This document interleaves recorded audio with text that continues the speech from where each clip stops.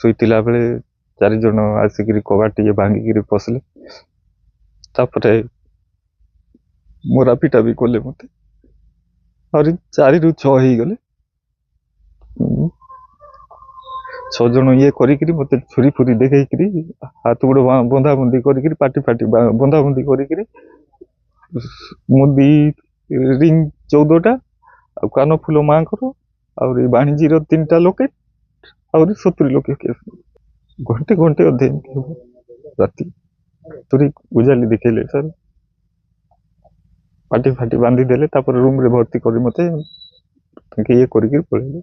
ପିନ୍ଧିଥିଲେ ସମସ୍ତେ 6 ଜଣ ଯାକ ମାସ୍କ ପିନ୍ଧିଥିଲେ। ଆଉ ସେମିତିରେ ତ ମୋ ଜୀବନ ପ୍ରତି ବହୁତ ଇଏ ଡର ବି ଲାଗିଲା। ତାଙ୍କୁ କିଛି କହିବି ଇଏ ହେଲାନି। ଭାଷାରେ ବି ଗାଳି କଲେ, ମାରିଛନ୍ତି। ରୁମରେ ଇଏ କରିକିରି ନେଇଛନ୍ତି।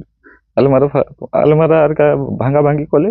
3ଟା ରାଡ୍ ବି ପଡିଛି ଆଉ ଛୁରୀ ବି ଗୋଟେ ଅଛି, ବଡ କାତିଟା ରୁମରେ ଅଛି। ଜମି 3 ମାସ ଆଗରେ ବିକ୍ରି ହେଇଥିଲା। ଆଉ ଅଧା ପେମେଣ୍ଟ ହେଇଥିଲା, ଅଧା ପେମେଣ୍ଟ ହେଇନାହିଁ ଏବେ ମଧ୍ୟ। ଆଉ 70 ଲକ୍ଷ ଘରେ ଥିଲା, ଟଙ୍କା ସୁନା ସବୁ ନେଇକିରି ଯାଇଛନ୍ତି। ସାମ୍ନା ପଟୁ ପଶିକି ବାଡ଼ ପାଟୁ ବାହାରିକିରି ଯାଇଛନ୍ତି।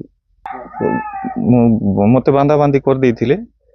ନିଜେ ଇଏ କରିକିରି ଅଧଘଣ୍ଟା ପରେ ଯାଇକିରି ନିଜେ କାଢା କାଢି ହେଇକିରି ଭାଇ ଭାଉଜ ମାନଙ୍କୁ ଡାକିଲି। ପରେ ରୁମରେ ଜଣେ ଶୋଇଥିଲି। ଥାନାକୁ ବି ଗଲୁ। ତାପରେ ଟିମ୍ ଆସିକିରି ସକାଳେ ଇଏ କରୁଛନ୍ତି।